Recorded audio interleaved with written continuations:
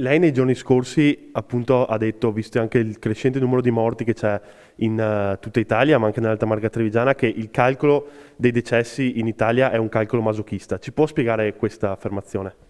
Guardi, lo dico per i nostri operatori anche, perché voglio dire, dobbiamo evitare, finita questa pandemia, che qualcuno pensi che i nostri pazienti, gli ospiti che abbiamo avuto sono stati mal curati. Sono stati curati dai nostri medici, i nostri infermieri hanno dato il massimo e quindi di conseguenza, voglio dire, non possiamo attribuirgli nessun tipo di responsabilità.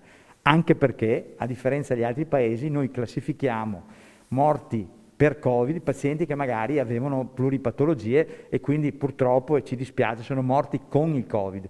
Quindi questa differenza deve essere, ecco, messa in rilievo anche per far capire, ecco, che se noi abbiamo dei numeri così alti, li abbiamo perché stiamo classificando non in modo corretto, a differenza della Germania, della Francia, degli altri paesi che hanno numeri inferiori, ma perché hanno una classificazione diversa.